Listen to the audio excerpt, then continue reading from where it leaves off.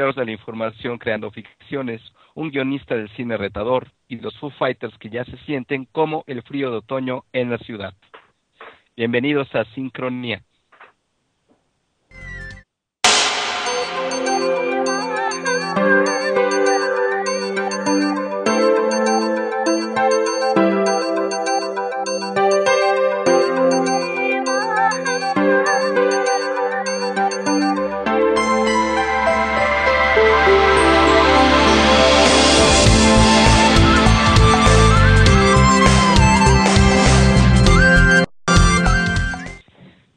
Buenas noches, querido público. Parece que hoy el programa Skype tiene problemas con el alcohol, entonces hemos tenido muchas dificultades, pero seguimos aquí en un quinto intento en su Lounge del Conocimiento. Sean bienvenidos y vámonos con nuestra primera sección, que es nuestro matemático de cabecera, Rogelio, su sección Matemáticas para Llevar. Hola, Rogelio, ¿cómo estás? Vamos por la quinta y esta será la... Vamos por la quinta, no hay quinto malo. Bueno, entonces... hablamos de Euclides o no Euclides. La vez pasada hablamos de ese gran trabajo de Euclides que son los elementos. Son 13 libros donde expone una serie de conocimientos matemáticos muy importantes y empieza con una lista de axiomas y de postulados. Los postulados se refieren ya a temas de geometría. Los primeros 4 son muy sencillos. Básicamente lo que dicen es que podemos utilizar la regla y el compás, una para trazar rectas, el otro para trazar circunferencias de cualquier longitud, de cualquier radio, en cualquier punto. Pero el quinto postulado es otra historia, está hecho de otra textura, de otro material. Entonces voy a tratar primero de explicar tal como está el quinto postulado ahí en el libro de los elementos. Entonces en la primera figura podemos ver dos rectas que se ven más o menos horizontales, podemos pensar que son dos horizontales, y un triángulo. Bueno, ahí aparece un triángulo, pero concentrémonos en el lado izquierdo del triángulo, que es como una recta diagonal que corta a las otras dos que se ven horizontales.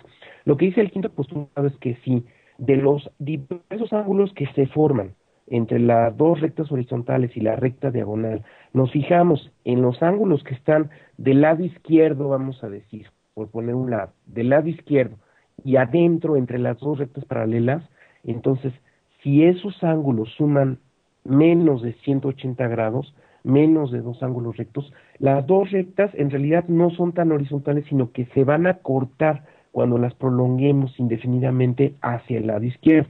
Como ven, es un postulado bastante más elaborado que los otros. Pero después, con el tiempo, en la historia de las matemáticas, se logró demostrar que ese postulado es equivalente al siguiente, que si ustedes ven de nuevo la figura 1, ven ahí el triángulo, que está marcado con los ángulos que se forman adentro del triángulo, en 3 distintos colores, el ángulo rojo, el ángulo azul, el ángulo amarillo. Entonces, la suma de esos 3 ángulos va a ser lo que llamamos 180 grados. En la parte de arriba ustedes ven cómo los 3 ángulos están juntos formando una línea recta, y esa es una manera de comprobar que en efecto, sea cual sea el triángulo, sea isósceles, equilátero, rectángulo, etcétera, sea cual sea el triángulo, se va a formar siempre esos 180 grados con los 3 ángulos. Entonces, esa es una manera equivalente del quinto postulado. Es decir, si quitamos el quinto postulado tal como lo dice Euclides y ponemos este enunciado del que los tres miden 180 grados de cualquier triángulo, entonces la geometría euclidiana es la misma, ¿de acuerdo? Entonces la manera de salirnos de esa geometría es negando este postulado, y voy a ilustrar con otras dos imágenes las alternativas de la geometría euclidiana, es decir, las geometrías no euclidianas. Entonces, en la siguiente figura, en la figura número 2, vamos a ver una geometría no euclidiana que es la geometría esférica. Básicamente es la geometría del globo terráqueo, de la esfera terráquea, y ahí podemos ver un triángulo. En esa figura número 2 podemos ver un triángulo que básicamente está formado por 2 meridianos del globo terráqueo que se encuentran en el polo norte y el ecuador mismo. Entonces, si se fijan, los 2 meridianos pueden ser cualesquiera dos, pero podemos considerar que los dos meridianos se encuentran en el polo norte en un ángulo de 90 grados. Entonces ese triángulo, entre comillas, que se forma, los tres ángulos de ese triángulo van a medir 270 grados, es decir, más de 180 grados. Entonces, esa no es una geometría euclidiana, es una geometría no euclidiana, que consiste en negar el quinto postulado. Pero hay otra manera de negar el quinto postulado, y pasamos a la imagen número 3. En la imagen número 3, lo que se muestra es otra superficie, otra geometría, que es más o menos como una trompeta, y donde ustedes, si dibujan un triángulo, van a ver como los tres ángulos son demasiado agudos, de tal forma que la suma de los tres da una cantidad menor que 180 grados. Entonces, esa es otra manera de negar la geometría euclidiana. Lo que hizo este monje jesuita del siglo XVIII, Girolamo Saccheri, fue negar el quinto postulado euclidiano y sustituirlo con otro enunciado, y entonces esperaba él encontrar la contradicción. De hecho se sugestionó, encontró la contradicción incorrectamente y pensó que ya había demostrado el quinto postulado, pero no fue así. Lo que hizo fue desarrollar propiedades de una geometría no euclidiana, en particular la tercera, la que vemos en la tercera imagen. Esa geometría es la que desarrolló Saccheri y después otros matemáticos, Bolyai y Lobachevsky, desarrollaron y formalizaron esta tercera geometría no euclidiana. Y la segunda geometría no euclidiana, la de la esfera, la desarrolló un matemático brillante también, que era Riemann, que fue alumno de Gauss. También Gauss estuvo interesado en las geometrías no euclidianas, pero tampoco se atrevió en primera instancia a hablar de ellas, porque era un asunto bastante rudo el negar a Euclides. Rogelio, este método que siguió Saccheri se llama, ¿verdad? El monje jesuita Sí. Saccheri. Podría decirse que a partir de tratar de demostrarlo o de querer encontrar la demostración definitiva, encontró la negación. Esto me recuerda a algún método lógico que se llama algo así como reducción al absurdo. No sé si tenga algo que ver, ¿no? Sí, exactamente. Ese método fue el que usó Saccheri. El método de la reducción al absurdo consiste en lo siguiente, básicamente. O sea, tú quieres demostrar algo, ¿no? Cualquier cosa, ¿no? Quieres demostrar que la Tierra es redonda, por decir.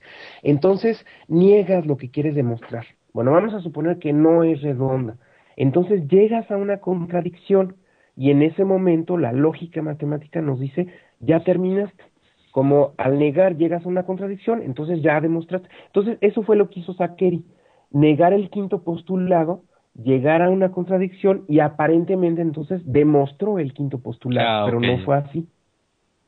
Ok, y a partir de estos desplazamientos de la geometría euclidiana que nos estás contando, por lo que sé, el campo de la geometría se ha vuelto cada vez más rico, más complicado, más complejo y más interesante, ¿no? Eh, Sí, lo eh, que sucede es que se expande el universo, ¿no? Fíjate, algo que no mencioné, pero que ahorita lo puedo mencionar, es que una de las dos geometrías no euclidianas, es decir, la de la esfera, es precisamente la que modela nuestro universo. Eso lo demostró incluso experimentalmente Einstein a principios del siglo pasado, del siglo XX. Entonces, la geometría del universo es una geometría no euclidiana.